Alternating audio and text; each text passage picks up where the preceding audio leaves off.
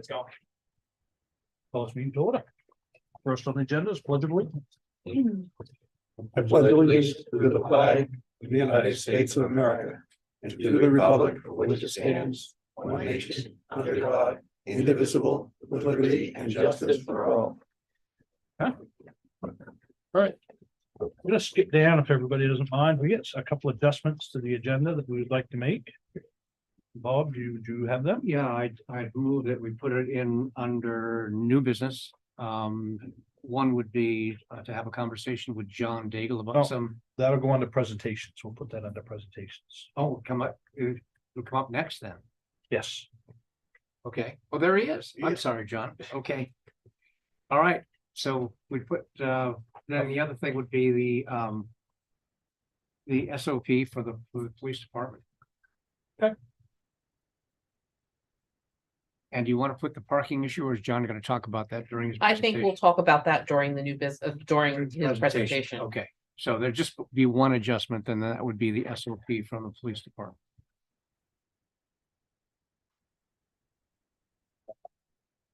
You want to put that under what, 10-2? 10-2? 10-2? Yep. So Police moved. department. Okay. Is there a second? Second. All those in favor? Back at it then. All right, we'll do presentations first. The Johnny Daigle, would you like to come up? Here he comes.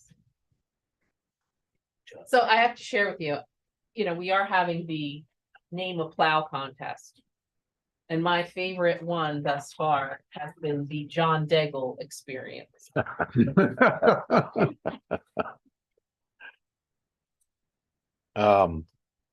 You had a gentleman here, your last meeting, Mr. Creamer. Had a bunch of complaints, which, he does. He lives under a hill. In a section of town we call Kennedy Swamp. He had an issue. And it started out in the wintertime. Weren't much we could do. As soon as everything got thawed out, we went cut the shoulder. That's basically all we could do. Matter of fact, we gave him the fill. And I talked to his wife, asking her where she wanted to fill. And I happen to know his wife because I went to school with her. So as far as him saying nothing was ever done, is wrong. The other issue he had by Johnny Winslow's house. Yep, and the incident he's talking about, when a lot of people plow their driveways with their pickups, they plow off the end of the culverts. The culverts were froze. We did go thaw them out. There's still a low spot there. That'll be fixed when the road is fixed. The other area he complained about was by the stop sign, Old Augusta Road and 220. Called. There's a lot of water issues. I remember that night, wicked cold. Jamie Wilson, Sergeant Police, called me. During the day, it was warm. That guy's house in the corner, his cellar filled up full of water. Blew his furnace up, everything. He had pumped the water out.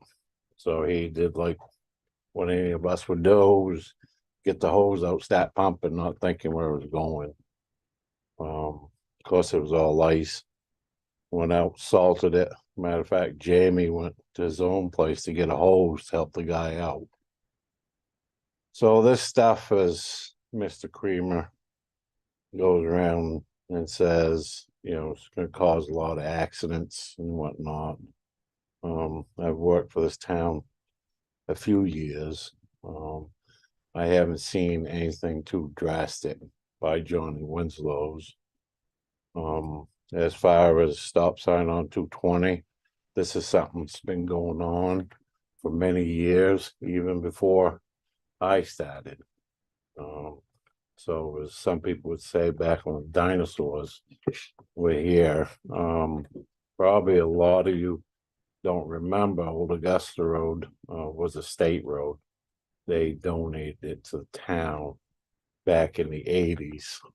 This has been going on quite a few years. Mr. Creamer also stated that he was waiting for a phone call from Julie, which there was nothing said about a phone call because Julie and I and him met in her office. So I don't know what, he's talking about there, and we solved it.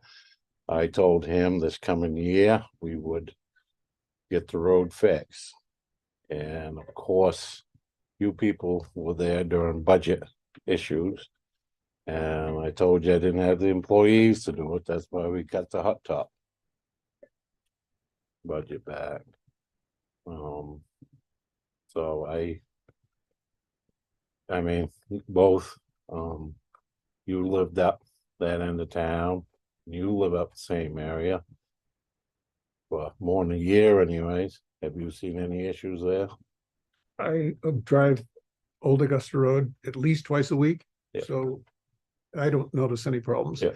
I don't go towards 220 generally, Yeah. but certainly from Yeah. Flanders Corner Road, going up towards 32, that's, it's fine.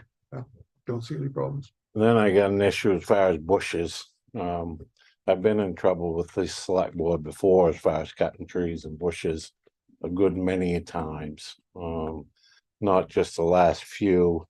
This has been ongoing for years. Believe me, I just soon cut bushes and trees out of the right of way because it ends up saving money. Because lets the sun in on the road.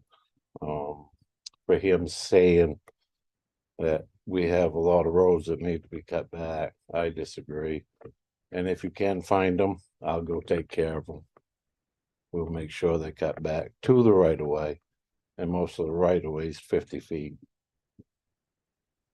So if you have any other issues with that, just let me know. Either that, or if he has questions, just send them to me.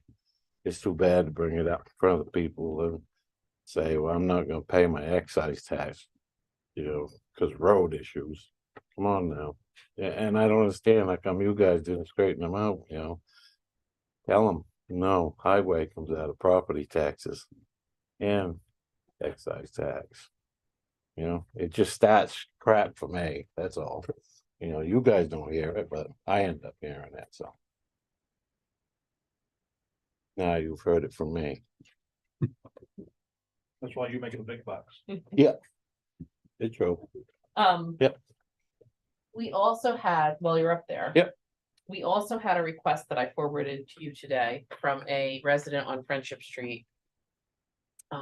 In one of our downtown buildings. We had a request for special dispensation, a special parking permit, which we technically don't have that mechanism in our ordinance. Due to a medical condition and some mobility issues, to allow them to park downtown against the 2-hour limit. I spoke with the chief of police. His concerns are that if you allow one person who has that issue, then you have many. And we already have businesses who are upset about parking and time limits and how many people park for too long there. This individual does have access to their apartment from the parking lot in the back. The concerns are the plowing and again, setting a precedent. And then you have people who have the same scenario. And if you say no to them, you say one, so it's complicated. So the chief has concerns about that. And since John has to deal with the winter time, I thought since he was here, he could speak to it also. You mentioned that Harry called me last year and he wanted to park on the street. I said, I can't. We got clean streets, you just can't have it. It's public, it's not private. I wish I could, but I can't allow it. And Our ordinance doesn't allow it, so. And that's part of the issue is essentially you're then giving somebody a private parking spot in public parking spots, and Right. that's not something we typically do.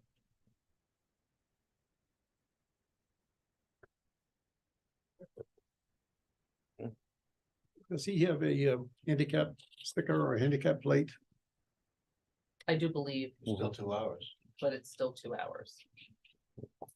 I was wondering if the parking lot in back, whether he could have a parking lot close to his door designated as a handicap spot.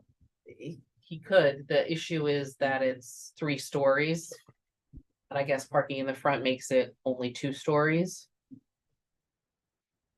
He actually has a right of way, so parking in the back would make sense. It's just. Again, even designate, I mean, we could potentially do that when we reconfigure everything back there, but. The problem is. Like I said, out front is a huge issue. Limited parking. Yeah, it is. It's getting to the drugstore is a problem. I just want to thank you and your guys for what you've done down there. With that no parking Mhm, area, mhm. being a big truck driver. That makes a huge improvement for people turning the corners. Are you gonna do away with those portable signs in the wintertime? Oh, yeah, I've said this before. Yep. Those 2 signs on the drugstore need to come down. Who do I gotta talk to do that? The chief, Police chief? we can do that. Yeah, because people see that sign and they think, oh, it's for drugstore parking right there. Mhm. And it's, even though the stripes.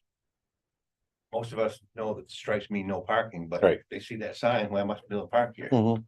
So I'll also call him tomorrow. I'll call the Yeah. pharmacist. it's just a couple lag bolts in the concrete, Mhm. take them out. While you're here, Mhm. I also wanted to let you know that Sue and Jan Weigert sent us a little note in their tax bill. Hello, thank you to all who keep our town going, especially the highway department. They've done a fantastic job on Deaver Road these past 2 years. Mhm. So I just wanted to end on a happy note. Yeah, Yep. Some positivity. Cool. To end the night, but that was Yep. nice. Rose was all excited. She loves when she gets notes that are happy in the tax bill. So, Good. All right, Yeah, I know you just can't please all the people all the time. No. but you certainly please most of the people, almost all the time. we try to. Yep. We try to. Okay, Thank you. Johnny? All right, we'll move down to citizens' comments. Be quick. Oh, gee, I'll be quick. I like this. I don't know about that. I don't know. I didn't make Who you are like you? Bill Maxwell, Mr. Blodgett, and I'm gonna forget what I was about ready to say because of that. I didn't make your last meeting, but I wanted to publicly thank Mr. Butler and Mr. Blodgett for attending the Historical Society Veterans Day celebration. And I want to invite you all to the Historical Society this Sunday, the 3rd. Open house, noon to 2. Santa will be there. Community Christmas tree, bring an ornament in memory of somebody, in honor of somebody, in honor of an event. But that's all I got. You've got the wreaths there too, Bill, aren't you? Yes, that's correct. We are having a wreath fundraiser. Anybody else? Where is it? Cool. Select board comments, Bob? I've got 2. I attended a WBA meeting last night up at Cornerstone Financial. And it was a really nice meeting. And I found out that they're looking for 2 new board members. And I hope some folks in our business community become interested and step up and get on their board. It's an interesting experience. It's a great group of people. They do some important things in town. And when you have a monthly meeting with the WBA, my goodness, they put out a feast last night. We had food from Morse's, we had food from Moody's. it was just incredible and they did some of their own baking. So it was a really nice occasion for those of us who were there. The second thing is that I had the privilege of attending, and you were there, Abden, and you were there, Julie. If I'm stealing your thunder, tell me to shut up. And John was there as well. And John was there. The aquaculture, I'll call it technically it was a Damascotta Select Board meeting, but it was really their Shellfish Committee that prompted it to be held. And what I came away from that meeting with was the absolute necessity that our legislature, are you listening, Afton? Tell the DMR to stop issuing licenses and leases and to review the 200 leases and over 800 licenses they've issued since the enabling legislation was put into effect some time ago. Yeah. This has gotten big and it needs another look. Yeah. And I'm hoping that the legislature will take some action to. It's the only way it's gonna get done because Yep. the state's putting protocols in and stuff like that. It's really making a mess for a lot of towns in the state. And one shoe doesn't fit everybody. Yep, absolutely. Those are my comments. Yeah. Thank you. And especially being Waldeboro, the biggest clam town in the state. We want to protect that river and we just not necessarily wanted here, so the aquaculture, so. It was interesting. It was. Yeah, It was a it good, was well done meeting. Yeah, it People was. were respectful. Yeah. Comments were interesting. Yeah. It was a good conversation. We didn't want to steal Damascotta's thunder of being the capital of oysters in Maine. So they can have it. Yeah. They can have that title. John?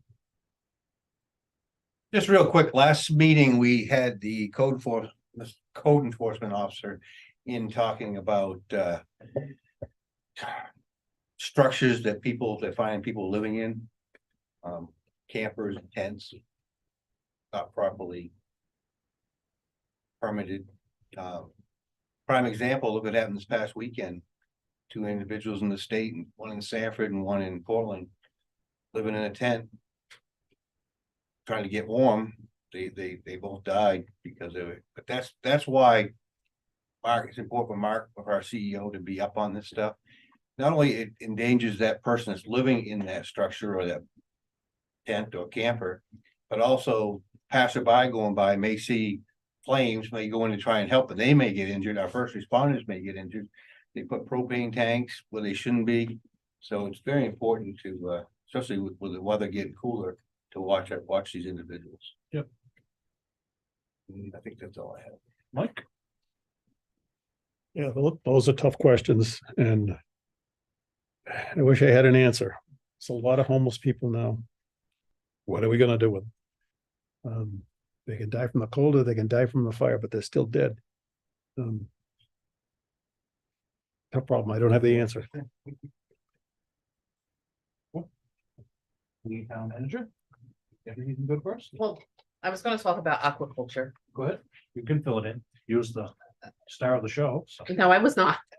By a long shot. But Bob already talked about it, so I don't have to. So I will focus on 2 other things. John, Mike and I attended the facilities committee meeting for the RSU 40 board. Was it last Thursday? Or the Thursday before? Thursday before. Thursday before. That's right. So we were invited, we attended. I think that there was discussion. I wasn't shy. But I thought it was important. I think that there is some discussion happening on that level, and I think it's something that maybe we want to think about. Is potentially rotating who attends these school board meetings that we're invited to. Whether it's select board members taking one meeting. But I think it's important that the select board attends especially the facilities meeting and the regular school board meeting, and that might be a long night. I know John stayed for both, and I think it was a long night for you. Yes, if I could add to that. At the regular school board meeting at 7 PM that evening. There was nothing on the agenda to even talk about the bond to the whole school board. However, a couple individuals added to the agenda and they discussed it quite vigorously. On what was discussed in the Phil's facilities meeting earlier. So they're gonna be some action going on with that, sure. But I do think that if you would like to have a presence there, maybe it would be a good time to rotate it or select one or two of you to attend. I just wanted to throw that out there and just make sure that everybody knew it's not something that, it didn't pass and it was forgotten, that it's still on the radar. As you can see behind you, we are in full swing of our coats and boots and toy drive for the town of Waldeboro.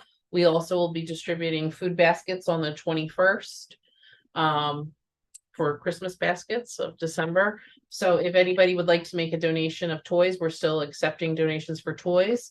And we're also accepting donations for coats and boots. We prefer monetary donations for them because we place the order. We know all the sizes, we place the order. And also the food baskets, we are also accepting monetary donations for our food baskets. We have 157 requests already for food baskets. We handed out 147 baskets for Thanksgiving. So obviously that's a need. When I started, in 2017, we used to hand out about 28 to 30 baskets at Thanksgiving, and we're up to 147. And for Christmas, we're up to 157. So those needs still exist. I just wanted to make sure you were aware of that. And all I had. Back to the school thing. I see that they posted that they will be recorded now. The school board meetings stuff. Yep, that was much discussion on that as well. They're trying to figure out how they can do it. At the very least, they're going to put it on their website so people to follow on. I think it gets more information out to people Yeah. too. So. All right.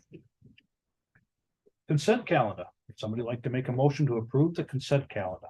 I'll make that motion. Is there a second? Second. Any discussion? Seeing none, all those in favor? All right. All right, new business, security cameras. The max, $1 million, max. Maximilian, or Billy. Yep, price keeps going up. Yeah, so security cameras, this was something that I don't know how I actually got involved with it, but Chief Lash told me that this was something that was sort of on his priority list for quite some time. We recently received $3,000 from the Maine Municipal Association's security risk program. And there is still about $11,000 left as part of the Mid-Coast Council of Governments Department of Justice Law Enforcement Equipment Grant that town of Waldeboro has allocated. So I asked John, hey, you got $14,000. What do you want to do with it? And he said security cameras. Back in March, he received about a $29,000 quote from Seacoast Security to install the cameras. About a week after he told me he was interested in security cameras, I was over in Warren, and Protect Security, who has an office over there, installed their security cameras. They gave me a quick quote. John walked them through the whole property, and Protect Security gave an estimate about $9,844. So that's about $20,000 difference. The Seacoast, in all fairness, though, the Seacoast Security also had automatic door openers for us, so that we could buzz people in. They Protect also was have not. training there. And Protect doesn't have training. They put in $5,000 for training. Seacoast did. I don't know if you need to be trained or not, but part of their quote. Anyways, Is that for cameras, I mean, for monitors and recording devices and stuff like that. yep, Protex is just the security cameras, monitors. And I think monitor will be in Chief Lash's office, and I think one can be in Julie's office if they need it. And I think with the quote they gave us, The system that we have can support 16 cameras, so if we want to add 2 more cameras in the future, we can at 450 per camera. So there's still a little room if we want to include some more. Pretty much what I'm looking for the select board is whether you want Chief Flash to go ahead and purchase the camera systems, which will be fully paid for through the 2 grant programs that I've listed, or if we should select Seacoast Security, or if you want to pursue a third option. Now, we're gonna have close to 5,000, a little over 4,000 left over. Roughly. Can we buy extra equipment for where it's the grant, because we gotta use it up for it? You could use it up, or it would just go to some departments that have some gap financing. Okay. This is where I'm switching between my Waldeboro hat and my MCOG hat, because I deal with that grant as well. Then if we bought the extra cameras and stuff like that, That would be eligible uses, yeah. Don? That's for this building only. This building, yes. Well, the $3,000, yeah, actually, yes, I should, both are for security purposes where the police department. This So building, Was there something you, Well, you're talking about security around the building? yeah, around and in. there would be security cameras showing each angle of the building. And then, Public Works. If the grant wouldn't cover public works because the police department isn't. No, it's because In the the police building. department in the building. Right. right, Gotcha. Gotcha. Do you have a question, Mike? Bob? I'm just, I mean, you mentioned that the chief had attended a conference at MMA and this, what was it that prompted him to make this request? What is? I it? don't recall him, I didn't say anything about a conference. Okay, I misunderstood. It was a grant from the MMA. Grant from MMA. Yeah, back in, I think, September, MMA had a grant out Yes, for, they did. yes, and that's the grant that, This has been a issue that has been talked about. And we've been waiting for a grant to come along to be able to provide it. So essentially, the one bay is used for a sally port if you have to bring somebody in. So there should be cameras out in the hall and in the bay. There should be cameras in the hallway and around the perimeter. Okay. That was his recommendation as the chief. Also, the EMS chief was also involved in that as far as for the security for outside.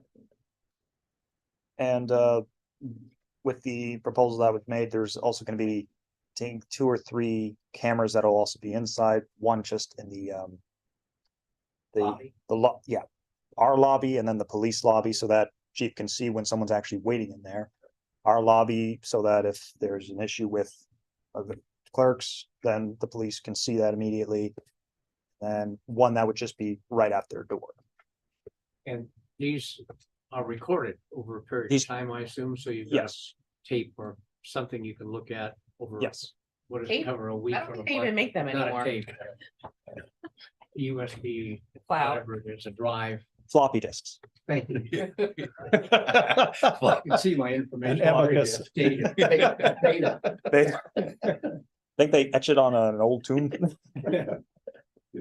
But you know, on Bosch, they can go back at least a month, right?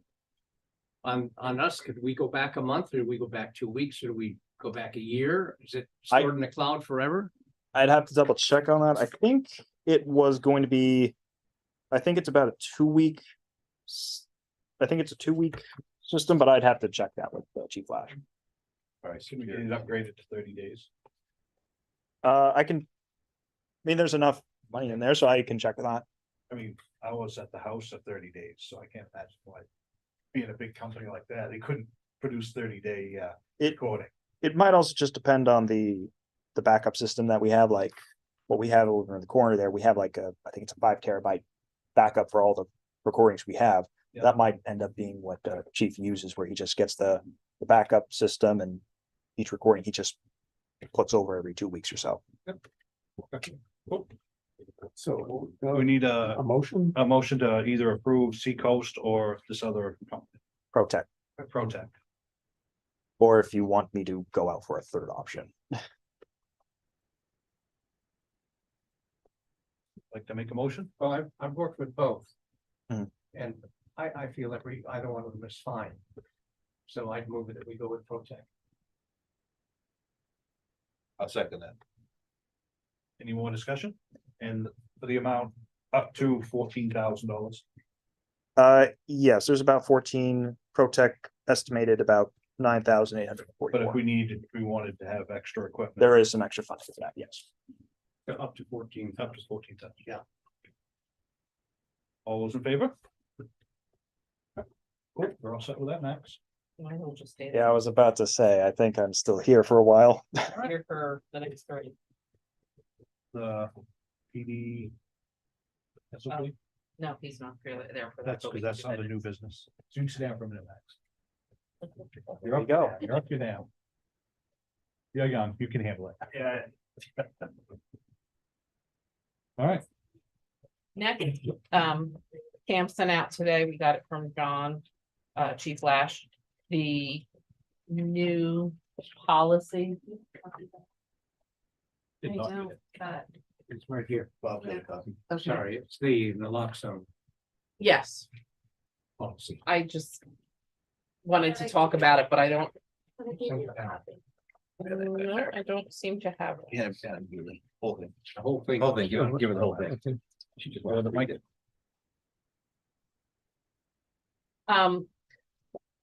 The use of nasal naloxone.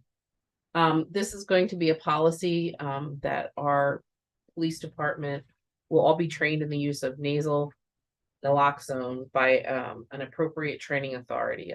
This is being required of all police departments. It's not something that we're doing on our own. But anytime we amend the standard operating procedures for the police department, the select board has to approve it.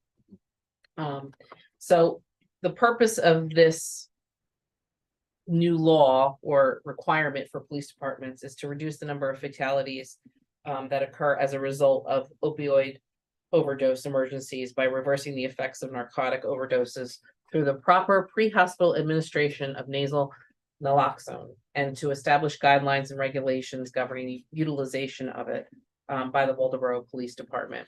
And this policy is through our company that we utilize to write our policies that are legally reviewed and make sure that they're standard and legal and keep us in good standing. So this will bring us into conformance with the latest law requiring that the police be able to administer it, and that we will train accordingly. I make the motion, sign off on the policy, new policy as presented. is there a second? Second. Any more discussion? Seeing none, all those in favor? All right. Old business, Sylvania Hobson's house. It's like a jackrabbit. I tell you, I should have just stayed up. So so 2 Thursdays ago, the RFP for the Hofstas House relocation, RFP came to a close, and we only had one response, and that was from Damian Clarence Chapman.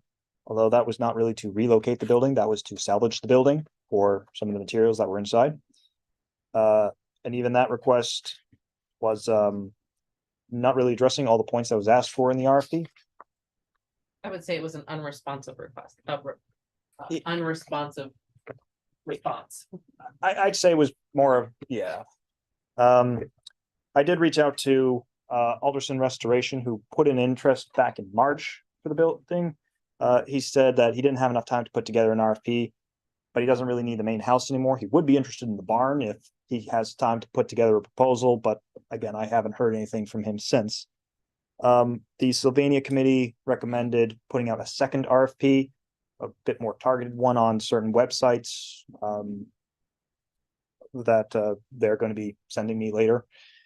So that's part one of my recommendation. The second part is allowing me to put together potentially a demolition RFP.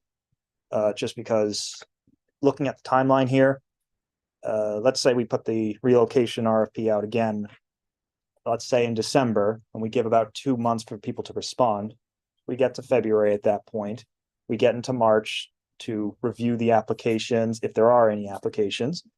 And then if there are no applications, We're then starting from scratch with the demolition RFP, and so we're waiting another 2 or 3 months to get that done, and then by the time that hits, it's already summer. A lot of people who are going out to bid on these things, they've already planned out their summer.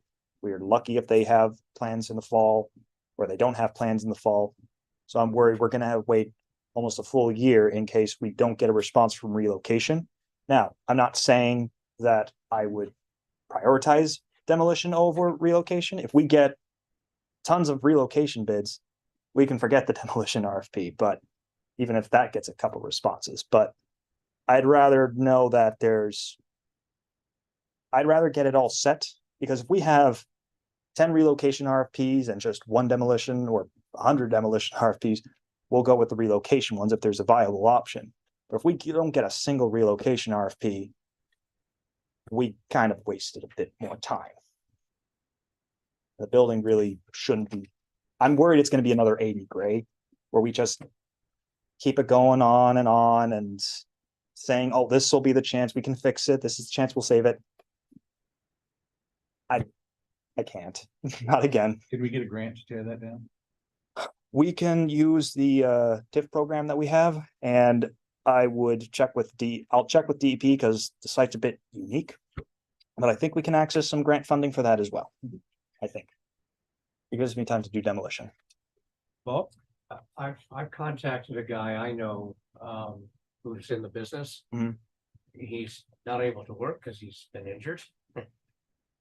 But he did suggest the Maine Preservation Society might have a list Mhm. of people. Have we contacted them? They might have a list of people who are in the business. He doesn't think anybody's gonna want to pay to move the house. He thinks the best we're gonna do is find somebody who thinks it's got something they can salvage, maybe the slate roof, maybe the fieldstone foundation, Mhm. maybe some of the, the timbers inside the house. But he doesn't think that somebody's gonna sign up to No one's gonna fix it up. move it. But that's not to say we shouldn't contact Maine Preservation if they have a list to see who's on it, and then you can target your RFP. And I agree with you. It doesn't hurt to, at the same time, go out on a demolition request as well. That'll shorten your time. And actually, it would be a demolition and abatement RFP. I should have said that. That'll include abatement. John? We have to abate this building anyway, don't we? Yeah. So we should have done that RFP before now. Yeah. And I certainly agree with what you're saying. I think, as you recall, back in July, we had this discussion, and one of my fears was it's gonna turn up like the brick building on the hill. That would be 80 gray, the old high school. Oh. And I'm tired. What can I say? you've already said it over and over and over again. We don't want this to prolong. Yep, I agree 100%. I'll make the motion. I'll make a motion that we Well, do you want it to go back out to RFP? go back out to RFP for relocation. But- Or But can I just, Yeah, I only gave my recommendation. Julie hasn't had a chance to say To anything. do both. right, That's But- what I'm saying, to do both. but.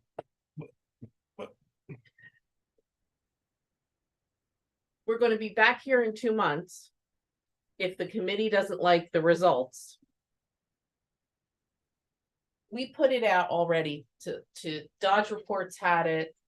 It goes in their trade magazines, it was in the newspaper, it was on Facebook. What are your expectations? I think Max and I need to know, what are the expectations for how this RFP is put out?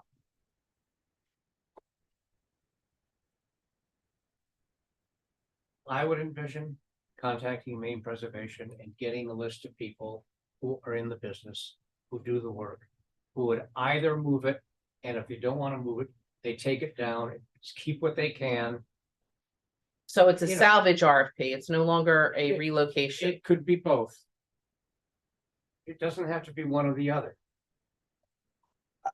That almost sounds like there's the relocation RFP, and then the demolition abatement turns into, A the salvage, salvage would be It's included. a in that. salvage RFP. That but would be a included in that one. salvage is different than a demolition. Right. So Oh. essentially that RFP said demolition or we've already done a demolition. But we've done the RFP. Yeah, Not But for we de- haven't not for done- demolition. Wait, It hasn't what, gone out. what was the, That was, Relocation? what did the original RFP say? The original RFP, to my knowledge, was to relocate the building. Not to demolish it. right. It was to relocate it either in pieces or Right, by taking it apart and moving it. Yes. but a salvage, I'm trying to understand this, I wasn't at the meeting. Salvage means you take pieces you want and you leave the rest. That's right. Is that something we really We- wanna we- get It's into? dilapidated already. Yeah, but second discussion. I guess where I'm coming Then from. we're gonna be is cleaning, we're gonna be somebody's- cleaning up we're gonna be cleaning up someone else's mess. If somebody's willing to pay you for salvage, they think there's a salvage value in the house. That's money you're not gonna have if you just take it down and dispose of it. And I'll just note, because the one response we did get was for salvage. They said that they would pay to get the materials they think they can salvage, and in exchange, the town would have to abate the building of the asbestos and to provide a dumpster and handle the charges. Oh, I'm sorry. The only expense from the town being abatement of the hazardous materials and handling disposal charges for items he will not take. And he said he was going to dump the rest into the basement. So, So we're cleaning up any, what? so I just wanna be clear. Because I'm confused. You need to tell, the select board needs to instruct Max and I what RFPs you want and what you want them to include.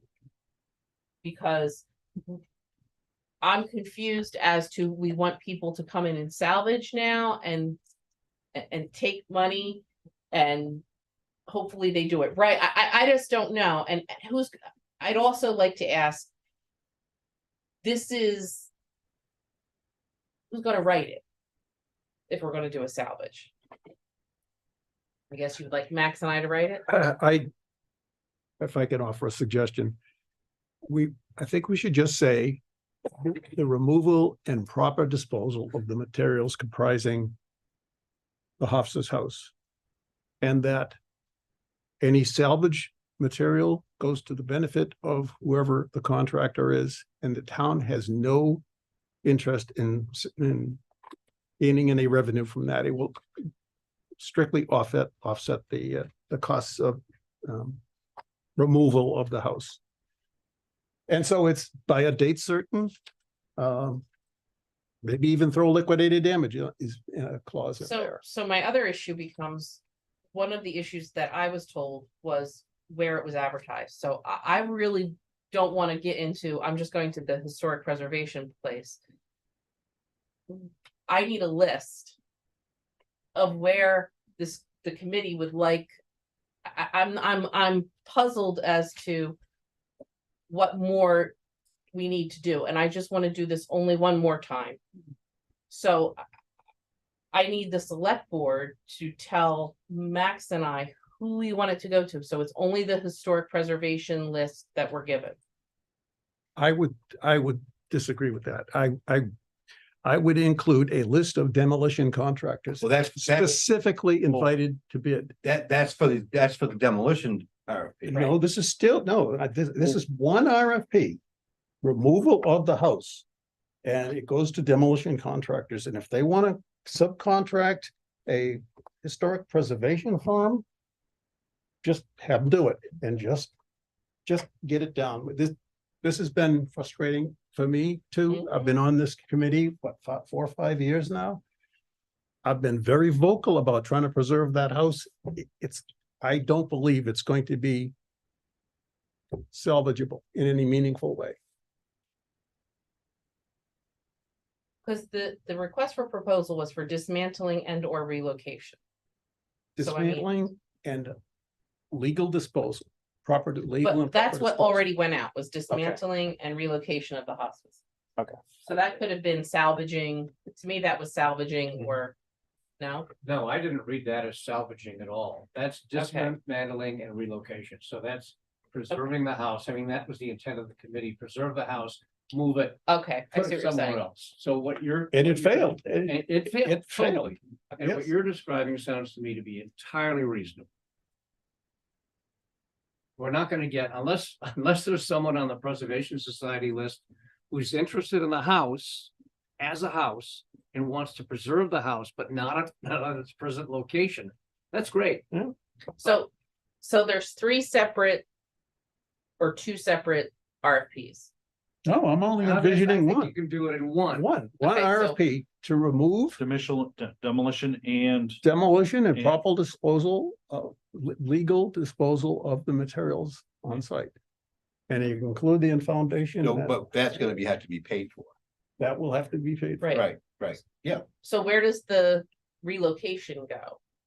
I don't think it's You're non-existent not- now. Now we're not okay. If they want to relocate it, in any one of these firms that we're sending this to, that do building preservation, if they want to put in a bid, by all means, put in a bid. That makes sense, Mike. Okay, so it's preservation. Is that what you were talking about too, or is this I different? think what Mike is describing was what we tried to do the first time, but he's adding to that. Correct me if I'm wrong, Mike. And I think this represents the sense of the committee. We didn't vote on this because we knew we'd have two bites at the apple. Yeah. But the sense of the committee was still try to in some way keep the house, just not where it is. And if that doesn't work, take what you like and leave the rest or Okay. dispose of the rest as you. My problem Yeah. though is I don't want to be 2 months from now saying we didn't get it to the right people. Well, I mean, I was hoping that members of the committee would have provided it to you. So far, I got one email from Barbara saying, listing 3 things that. To me, it looked like it was like. Zillow or any of the real estate things, but specifically for older houses, it looks like it's just putting it on the market, which. Yeah, that's What- right. One thought was to advertise it with it for free. With a real estate agent and who might do it as a favor to the town. That's, I have my own problems with that, but I'll let Julie talk. that was just the recommendation. of the No, committee. and I understand that. That's why I'm trying I to get it. understand, because I don't want 2 months from now to then be said at a meeting, you didn't go to a real estate agent. So my direction has to come and Max's direction has From to us. come from you, the From select us. board. And I just want, I don't want to mess this up and I don't want to have to redo it in 2 months. I think Fair what enough. Mike Don't like recommended, it. I think is what the board's Yeah. happy with. Can you put that in a and that's it. motion? Can you do that in a motion? I move that we issue an RFP to remove and properly dispose of the Hofstas house, including the structure and its foundations. I'll second that. Any more discussion? I just have one quick question, because I remember a couple months ago, there was the granite or something that Public Works might have been, no? That'd be, I've demoed a lot of these houses. That's something that the contractors are gonna want. That may If be they're the gonna do it for incentive to free. clean No, it they won't up. do it for free. Well, I mean, who knows? That They may be, won't do it for free. No, I that just may be the remember, incentive for them to come do it too. I just remember that was something I think Public Works raised while I wasn't at the meeting, so I don't remember the full discussion. Yeah, He did. John did bring up the field stones being used in the parking lot behind the drugstore. You're right. But I agree. But that might just be something the company wants to do. Okay, Something the Yeah. Contractors are gonna want. just wanted to Like I ask said, about that might that. be the incentive that gets them to take down the rest of the place. Yeah. I'm saying they're not gonna do it for free. Just one final word, and that is we're gonna have to fill the hole after it's taken down. Yep. Do we have stones from our gravel pit? that we Oh, could it's too dump bad in they there? could do it before That, 80 grade, because we could fill it in with brick. that could be part of the RFP. I'm gonna say, Whoever does it. that might be part of the I know. fundraiser. We In my business. have free stone and gravel. If we have a contract. we'll do it. Yeah, in my business, we fill it in ourselves. Get it filled. So is that, you throw it in the bids, is that what you're saying? Not yet. All right, any more discussion? Does Julie, have we been crystal clear or do we need to be clearer? Donna, I'm clear. Okay. I'm clear. My problem is I don't want to repeat it in 2 months because I didn't get it to the right people. So I'm going to send this to the list that the Office of Historic Preservation gives me of contractors that may want to dismantle it. Which would include demolition, Right. right, it's their responsibility to complete the Okay. demolition. but none of this is people who are going to move it. Or they could move it. If someone that wants to They- move it, they it's want the- to, but they're also That's responsible. a for means the and rest of it. methods Yeah, question. that's up They, to they them. have any, I will ask the Maine Historic Preservation if they have a list of people And specifically that's on where- relocation. Theoretically, the real estate agent could come in saying. "There's Okay, this so house now I'm supposed to, Uh, We want to move. So I think the real estate agent would be, if that comes during the midst of this RFP, because I kind of don't want it, I'm sorry, I don't want to deal with a real estate agent for this. We should do the RFP process and follow through I with just, that. that's what I'm curious of, is is that what you're intending me to do, is contact a real estate agent and No, ask them to not do for it me, for no, free? not for me. I'm only passing on what the committee's Right, right. sense was. I- Right. Right, That's all I I'm just doing. I need to know from all of you Okay. what you want to do. I don't mind doing it, I just don't want to. I just want to be told what to do. What I'm hearing is, we don't want a real estate agent. No, I don't. I don't want a The real motion, estate the agent. the motion's on the floor, Okay. seconded, one more discussion, we have to do the abatement RFP separate? Put it on the We're contract. putting it on the Put it contractor. on the again. contract though, to legally. Yep. remove Get it abated, yeah. Mhm. They'd have to deal with that. Yep, and Yeah. we will have to give a slight description of the property, you know, what assets it has and what liabilities it has, and Yep. you could point that out during your Sidewalks. pre-bid tour. Cool. Any more discussion? Seeing none, all those in favor, let's vote on this. Sorry, I just, And I really feel bad voting yes, but I'm voting yes. It's been confusing. I'm I mean- very confused. If some, you can't make somebody move it. No one wants to. But they don't, they can bid on it. All right. Heat pump, I would assume this is under you, Max, as well? No, I think that's Billy's item. Yeah. He's full of hot air, isn't it?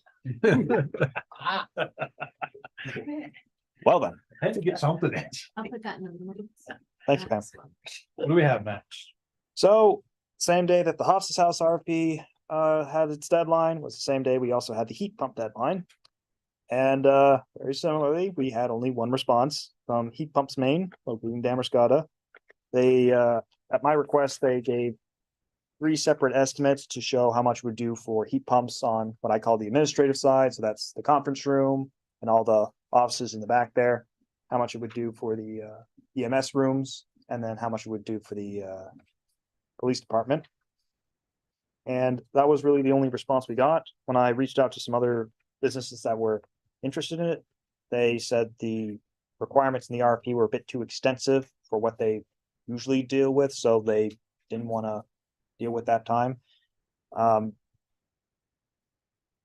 kind of mixed on this recommendation, because on one hand, I dealt with the back offices in the middle of the summer, and I would like some AC in there.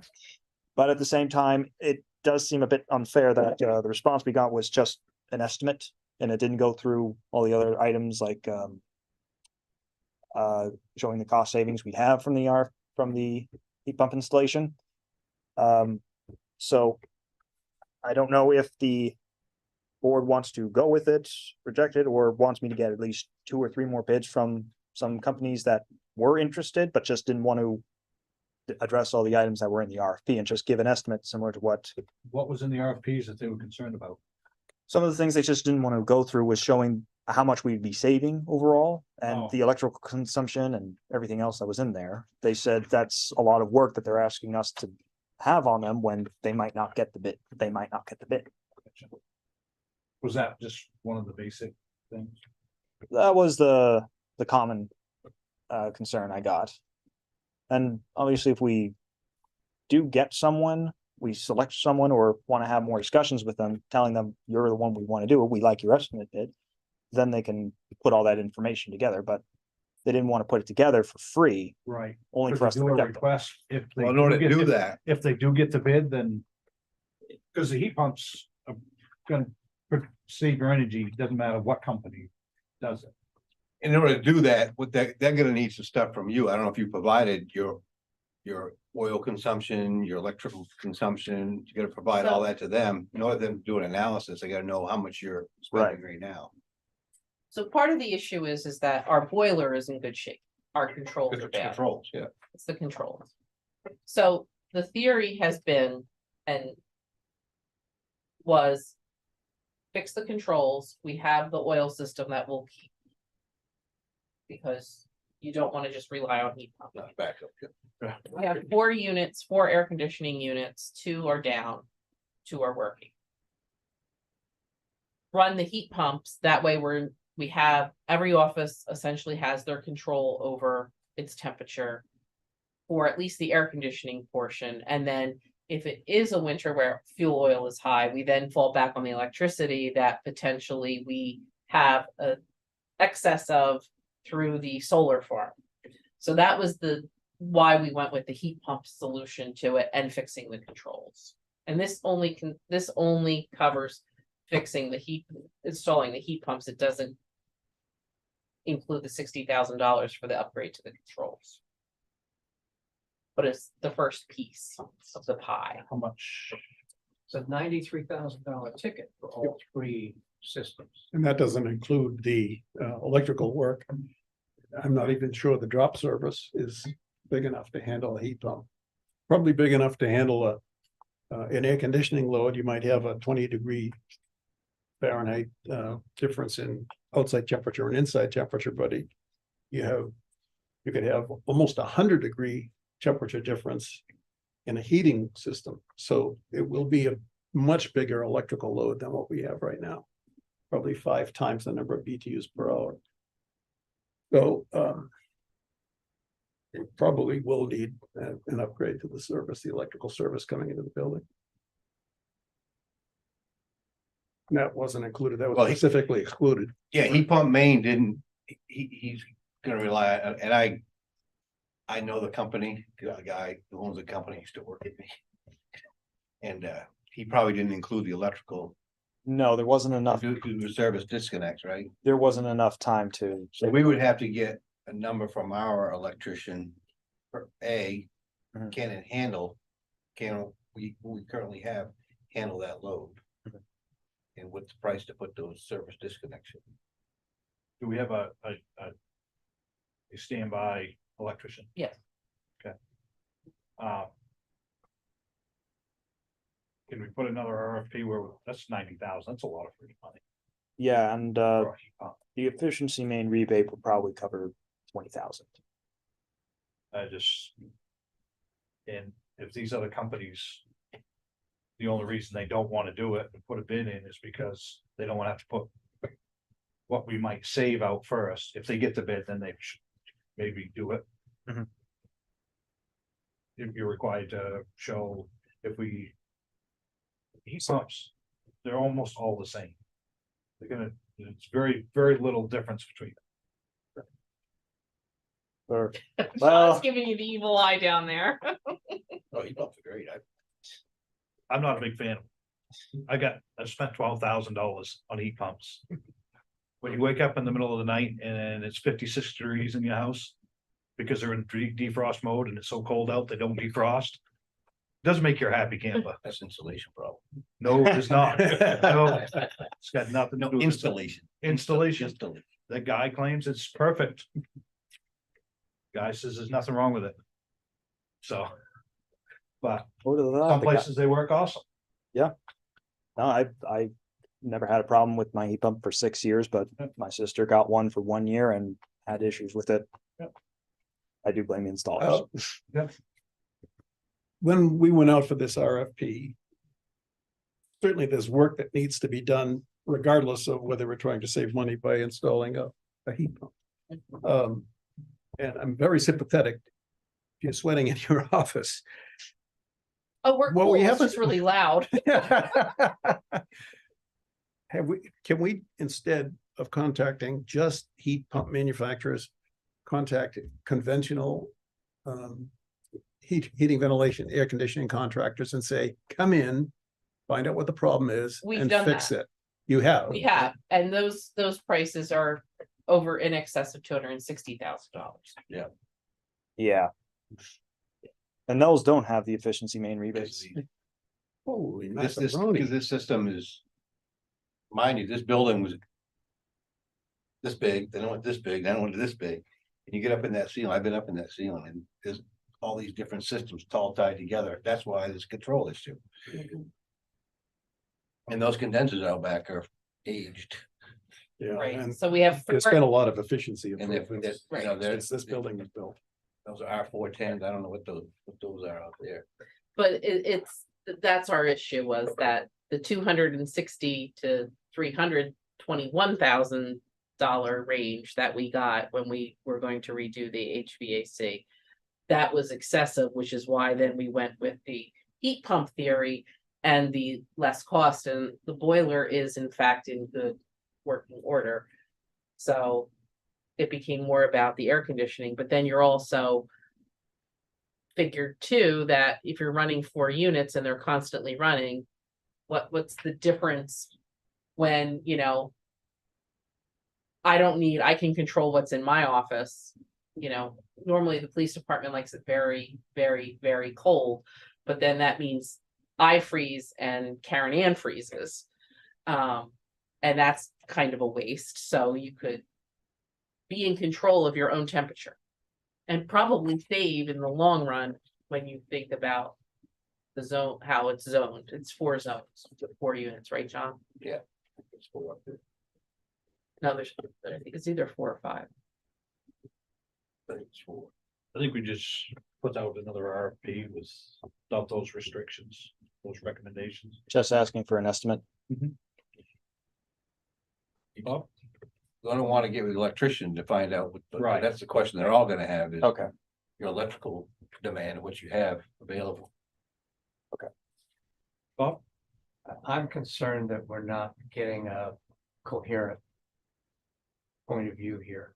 I mean, we've gone out twice now. We've gone out with someone who's looked at the whole building and assumed we're keeping our existing heating system in place, and we're gonna run it better with a better control system.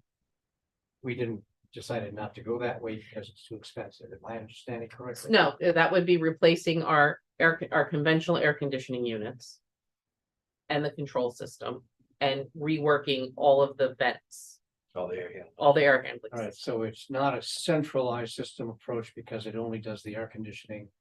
It doesn't do both, which. Well, it heat does do pump- both. It Which a would. heat pump will do. No, it would do both, but then you're investing in the 4 to 5 units that sit outside for the air conditioner. You're not investing in a boiler. You're redoing all of the air handling plus the controlling. Okay. And the guy who did that work is a guy who would do the installation, sell you the units. Everything, yes, He's that was, not the- a- He's not an independent. that was a third party. 269 to 309,000, I think it was originally. I guess my point is we haven't had an independent third party come in and look at what we've got. No, those bids were 2 independent, well-known companies, one in the area and another one outside of the area. Yeah, but they're selling you the equipment they want you to install. That's not independent. That is biased. Okay, They want to make a sale. I think we ought to have, and we ought to have someone come in and look at it who has no skin in the game. All they're doing is giving us expert advice about how we can best get out of this without spending a ton of money and keeping you warm and keeping John at the temperature he needs to be. okay, so I was just gonna make a joke. John, what are you planning on doing next week? okay, so who would that be?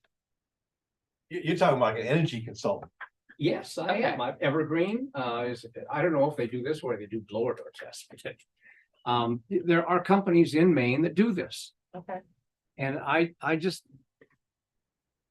not comfortable spending money, not convinced that the solution we're bidding here for $93,000 plus paying for an electrician to install it is gonna solve the problem. But is that energy consultant going to be able to figure out what's wrong with this system and know how to fix the best way to fix it? Or he's gonna give you good ideas on how to? I envision him coming in and saying, this is what you got. And this is the pro and this is the con of having what, keeping what you got. Another alternative is this, and it's gonna cost you X. And he may say alternative X, the cost X is far superior in the long run or even the medium term to a fix. It's just, the building is what, 40, 50, 60 years old now, 60 years old. This was built in the sixties, right? No. No, no, no, no, No. God, no. Late 70s, early 80s. All right, sorry, it's only 40 years old, only 40. Only 40, yeah. So much has changed in that interim time that. And we've had the building made more efficient energy. I mean, we had an energy committee 10 years ago. And we had people come in here and stuff insulation in the walls and, you know. That's probably not a good committee to bring up. No, We'll Oh, that's go buy a water heater. we don't want another committee, but we do. No, it's not about that. It's just that we're paying for some of those decisions now that were made then. Yep. And they didn't suggest that somebody come in and look at it independently and come up with a set of recommendations. And the world is so different now that I think it may be money well spent, I hope it is, to bring in somebody who can look at the systems and say, this is not working, this is what you need to do to make it work. And I'm guessing, I may be wrong, but he may look at the old oil technology and say, don't waste your money. You're gonna spend more money running this thing than you will be putting in something different. And we had that, just so everybody's aware, we had that discussion with our heating guy, because we have a separate heating guy from our AC guy.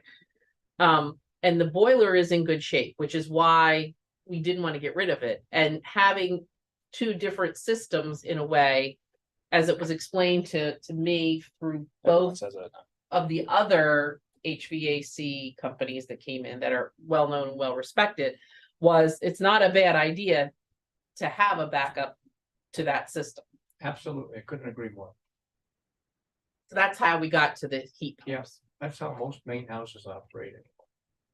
You got a wood stove, you got oil heat, you know how it goes. Again, I have a question. When the last construction contract for this facility was built, is the architect / engineer who designed that, is that still? And is that entity still in business? I don't know. Who was the architect? I'm not sure. The designed- original architect, if I can, when the building was first built, I believe was Tim, not the architect, but the contractor. The gentleman, contractor, Timber Brown. And No, I'm not looking for the contractor, but what I'm getting at, Mike, is this building from day one, and when they built it, the town basically had to sue the contractor. It was, I shared with many old newspapers with Bob. It was an ongoing issue. well, Everything from ventilation to the building, so. some architect had to design this building for somebody else to I don't know who construct, that correct? was. You know, it just out of institutional pride, they ought to come out and take a look and tell us what we need. And maybe if we have to throw them $10,000 to do a study and prepare a set of biddable specs. Yes. I might be able to find that information out for you. We could just look at the plans in the planning Yeah, office. the Plans stamped, aren't built anymore. No, I meant who the architect. Oh, I'm just gonna pass on words of wisdom that my father would say. As a custom home builder. Sometimes the architects don't know, but the people who actually have to install the systems, you should probably trust a little bit more. And I mean, we've had two separate, although you're right, they're selling their equipment. And that's what they're gonna do. That's what they're gonna do. Come in and tell us the same thing. So. I think. well, I'll look stupid if someone comes in and says exactly what you're saying now. But it'll look really smart if some guy comes in and. thinks, And I'm "Oh, not, there's a this is whole not, different way of doing again, this." I don't think Max and I are making any recommendation here. We're providing you, the select board, with options and looking to you to say, what do you want us to explore or not? And what I'm hearing is you're probably gonna make a motion about getting an energy guru to come in and look at it. My whole thing for tonight is just saying the RFP closed. This is what I got for information. I'm not 100% behind selecting this person just because it's way beyond what I initially thought it was going to be. The rebates wouldn't cover it. Any grant funding I was thinking wouldn't cover it. So Yeah, you talking how many units? 9 units? No, more than that. it was a lot. I guess what I'm saying is we ought to be following something that's worked for every large entity I've ever worked for, which is to hire a consulting engineer to define what you need done, send it out to a general contractor, get the low bid. It Couldn't works. agree more. And I'm not talking about necessarily an efficiency guy, but an architect. Maybe he's got a green rating. Maybe you can use that as to sort of get, to the energy savings and the green aspects of it. But none of us here are experts in HVAC. And to have a professional tell us what needs to be done and then write a spec that tells the general contractors what needs to be done, and then the general contractors can do it. That is the logical So progression. you want it, so it should just be a regular old architect. An architect, and maybe he has a nice portfolio with a lot of nice green projects, and you can set up a selection committee to select this architect. Well, most architects are gonna. The construction I've done with these guys. If they'll call in an HVAC company to sit down and look at the plan, they'll get a plan. No doubt. And they'll have an HVAC company can, okay, what's this gonna take? And they'll do a heat loss calculation and all that.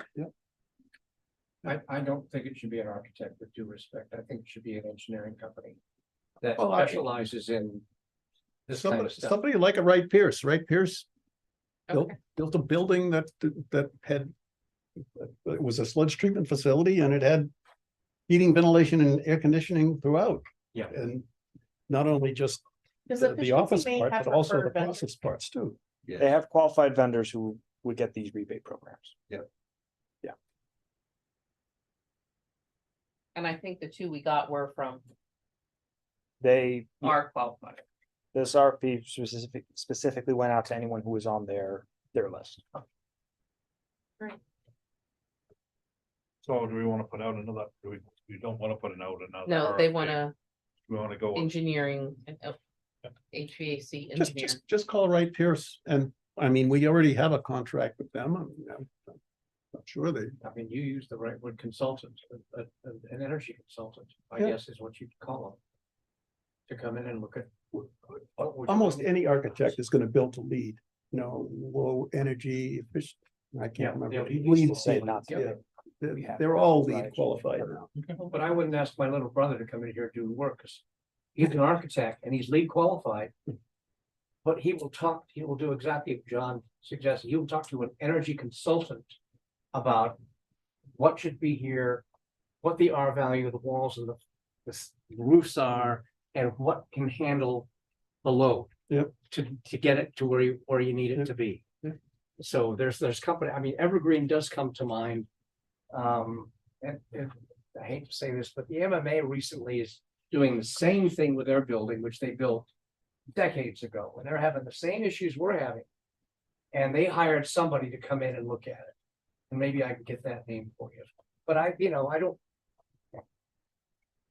don't think they're gonna come all the way down here and look at the building here. I think there are people locally we can find who. Well, Wright Pierce is out of Brunswick, Dirigo is out of, I don't know where Dirigo. Bath? Or No, I meant Bath or Woolwich. who? Here we go.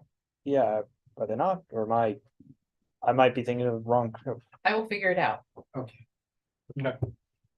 So no RFP. Table it. So no selection on that. All right. Just make some phone calls and see who would be willing to do that sort of work. And should I ask them if they would go to any of these contractors that we've already gotten bids from? So if the They have their energy own people on consultant is staff. going to go to one of these companies to have their people come in and tell us what we need, should I ask them that? Is that something they're gonna come and do themselves, or are they going to farm it out to a? I think it's gonna be an independent consultant, Okay. not married to any of them. Okay, I agree with you. All right, we'll move along. 80 grade demolition. I believe that would probably be under you, Matt. Busy boy. When is it not? So, first of all, 80 Gray went to the planning board for a final design review and it was passed by the planning board, so that, other than the building permit, kind of handles all the local permitting. The Volunteers of America also went out to bid to get their abatement and demolition RFP addressed, and they selected Lakeside Construction, I believe, which will handle that bid, and the abatement and demolition is handled through a community development block grant that we received from them. They did provide a schedule for having the building demolished by mid to late January. However, the work can't start until, well, we still technically own the building. And it's a matter of whether we would allow Lakeside to start the abatement work and potentially demolition while we still own the building or not. I talked with Maine Department of Economic Community Development, who has the CDBG grant.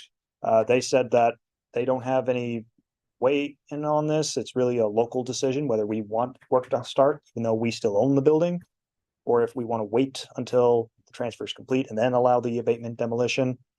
So tonight, it's just a matter of a question to the select board of whether Lakeside should start the abatement process for the 80 Gray building, or if we should wait until the transfer is complete.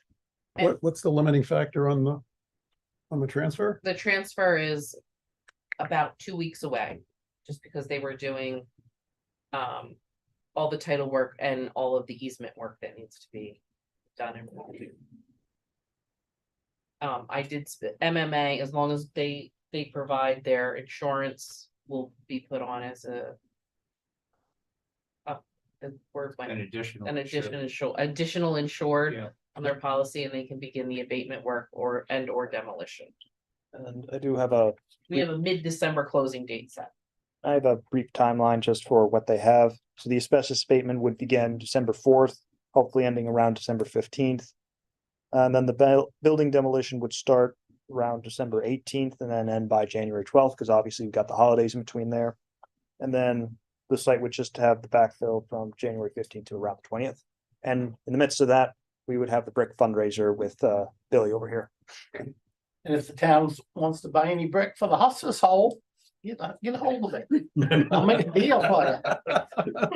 By the truckload. But Truckloads. but that would be covered under the insurance if we let them start early. And it gets the project moving. I think we're covered 20 ways to Sunday. It doesn't make sense for us to hold it up. Right, as well. Yeah. Somebody make a motion to allow them to start early I'll make the motion for them to start early with the as abatement. needed. Is there a second? Second. Any more discussion? Seeing none? All those in favor? You're all set with that? Step closer.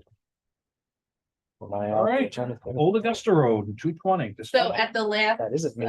select board meeting, there was a question about where the four-way stop is for Old Augusta Road, because as you recall, we had a presentation from the DOT. They suggested four-way stops. They were going to install them on Old Augusta Road in 220 and even one in Warren at is it Magtown? Town in 235. And 235, even though that's not in our town, that's considered, I guess, Warren, but it's a dangerous intersection. Oh, you're talking Old Augusta Road. 230. Old Augusta Road and 235, I'm sorry, not Magtown and 235, Old Augusta Road and 235, so that's also getting a four-way stop. But anyway, and they're going to do other improvements at the Magtown corner, that we took care of some trees and things like that. The issue was, we were told it would be the fall that these would be installed. Apparently, the vendor that the state uses is behind, and they are having availability issues with the always stop signaling. So they don't have the ability to put in the proper signaling that they've wanted to, along with four-way stops. So that's what they're waiting for. It's not just like they're putting up stop signs. It's the signal system that goes with the stop signs. So that's where we're at. I talked to Dave, their engineer, and he said it's just honestly a supply chain issue. So we're looking now at spring instead of fall. And it's not just here, they have several of these, many of these, I shouldn't say many. They have quite a few of these projects throughout the state, and we're all on a delay waiting for the order to be fulfilled. But that's where we're at. All right, You're welcome. items for the next agenda. Do we have any? Right off the top of our heads. I guess the auditors are pending. The auditors are pending whether or not they are slated again now for the first meeting in December. I remain hopeful. And did Mark want to come back to us with a He would, draft? he would policy? like to wait until the second meeting in December. Okay. So I guess I'll entertain a motion to adjourn. I'll make that motion. Is there a second? Second. All those in favor?